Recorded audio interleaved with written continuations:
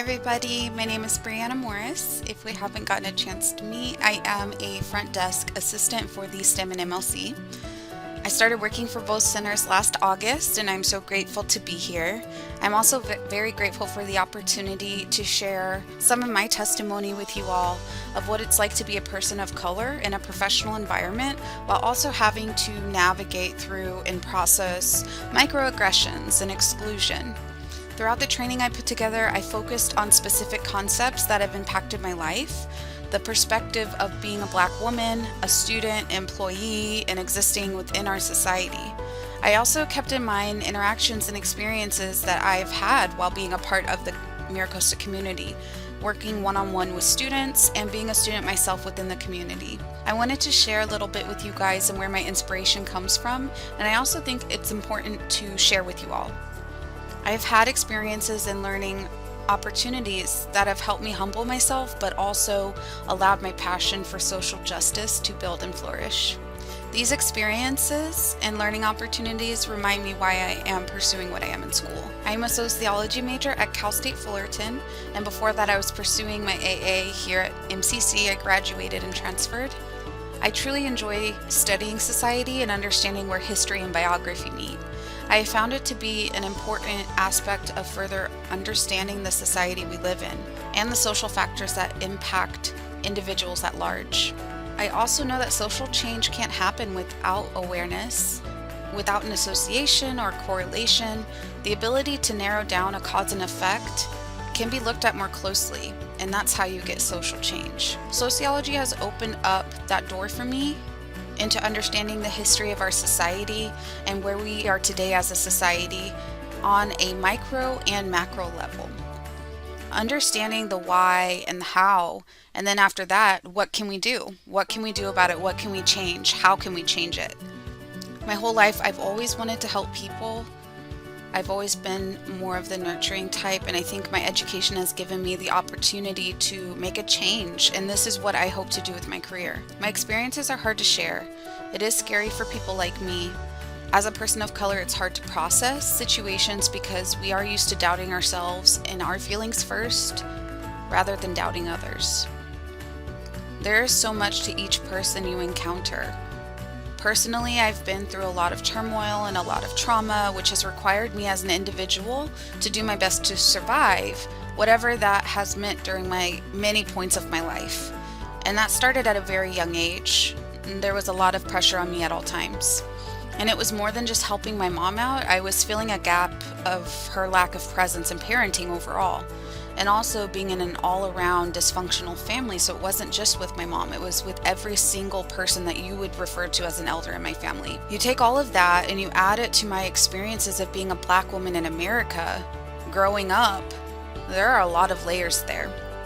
My experiences and my trauma are on the inside, but are still very much there, and when you have the impact of outside forces such as microaggressions, financial instability with little to no support, no job security, plus being a mother, a student, and an employee, there are a lot of things to juggle.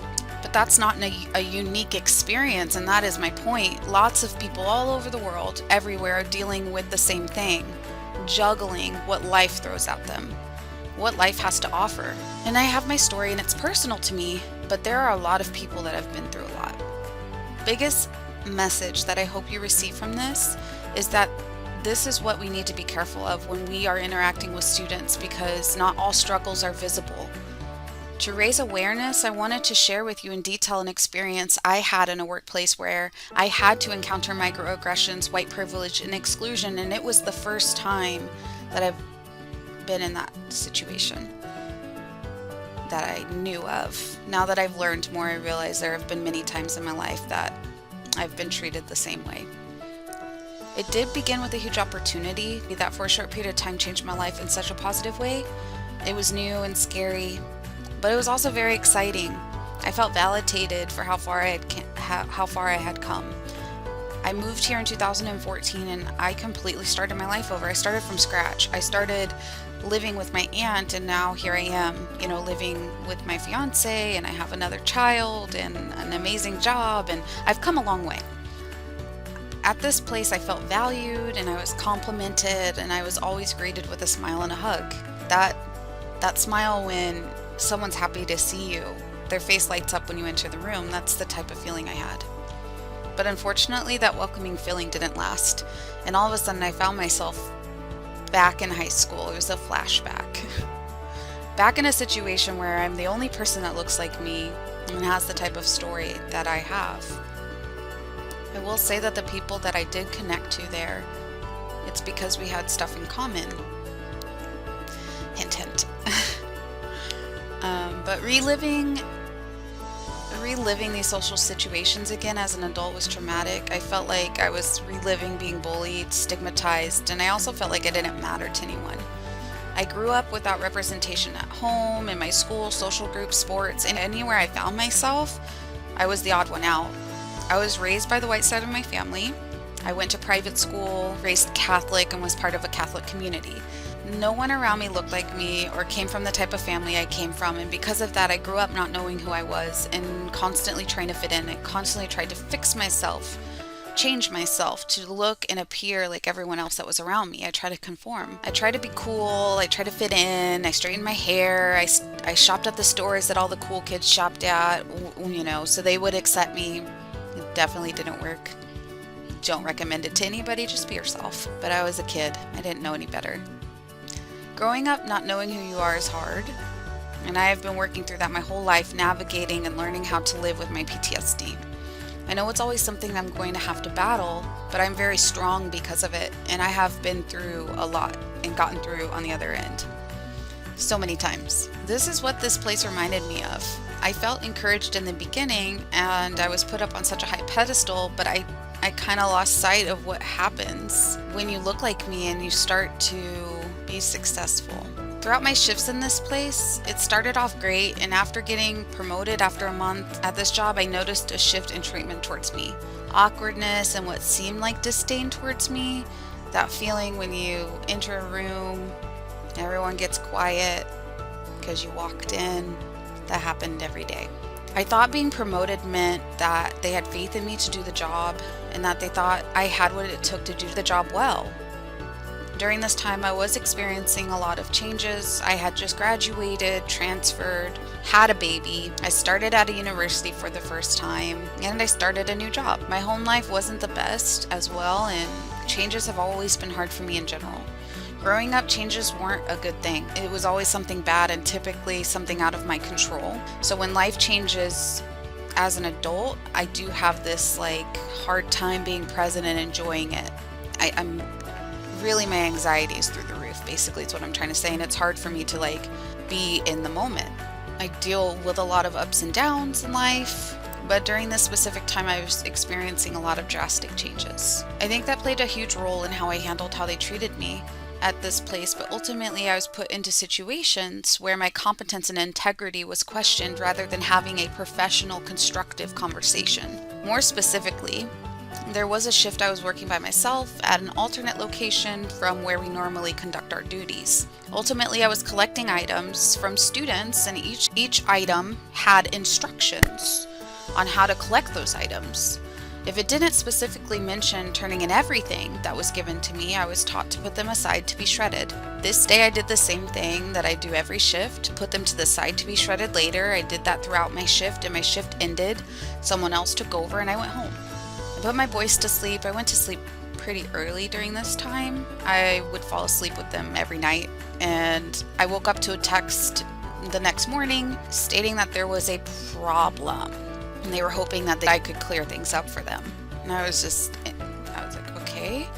I responded to the text at 6:30 and I let them know that the items that they found were not instructed to be collected, so I set them aside to be shredded, like they had taught me. I did not receive a response to that text, but was confronted unprofessionally in front of other employees once I got to work.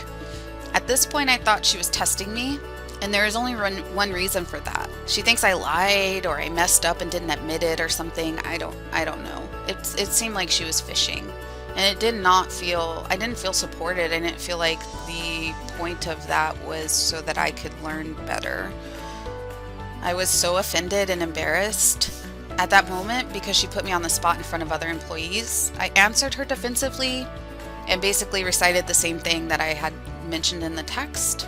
That was the last I heard of that situation, but it definitely wasn't the last time I found myself in that same position. Often I found myself thinking I was doing a good job because they were telling me I was, but then they were treating me like a disappointment. Being confrontationally asked in front of other employees was so unprofessional, and it definitely felt like the purpose was to humiliate me, not teach me anything. After this moment passed, and months after being let go from the job, I found myself looking back, reflecting at each situation similar to this one, every single moment where I felt a negative vibe after. And I thought, like, what could I have done differently? Where did it go wrong? After talking to a few of my mentors at Miracosta and receiving validating support, I realized I wasn't the leader in this situation, and there wasn't anything that I could have done or should have done. It was their job as my superior to let me know and to talk to me and be real. It wasn't my job to teach myself, and it definitely wasn't in their job description to attempt to embarrass me or confront me unprofessionally. Situations like this began to happen more often, and it progressed more and more as time went on. The consequence of these situations, microaggressions, exclusivity, put me into a depression. I was so worried because I had to worry about how I was going to pay the bills and support my family. And I was taking 2 summer classes. At the time, I had about 2 weeks left of that session. I passed my classes, but it was really hard. And I found myself thinking, was this all worth it? I learned a lot, but was it worth it? Was it worth what I'm going through right now? I was traumatized, and I wasn't myself for a long time. I cried every day. I was mad, and I was sad, and I was in a cycle of sleeping, not eating. I internalized everything that they put me through because I was never talked to. I wasn't given a chance. It definitely pushed me to a breaking point, and I've come out from the other end a lot stronger, just like I have throughout my whole life. It has been 2 years since this happened, and I'm now on medication for anxiety, depression, and insomnia. I'm still trying to figure it out. I haven't quite nailed down the remedy, but it's a trial and error, and this is why it's taken me so long to embrace medications for this kind of thing. But this experience has still stuck with me, and that's how traumatic it all was for me, that if I saw them today, it would make my heart hurt. It makes me want to cry just talking about this and thinking about it. And like, this is how quickly things go downhill for people like me. Even when you're doing really good, it's not enough. I wanted to share this with you so that you understand the complexity of individuals, and that you understand when navigating with another person, it is a social interaction, no matter how long it is. And it can either be memorable or not. And it could be because of something good or something bad. But people like me, there's going to be more of a reason to remember.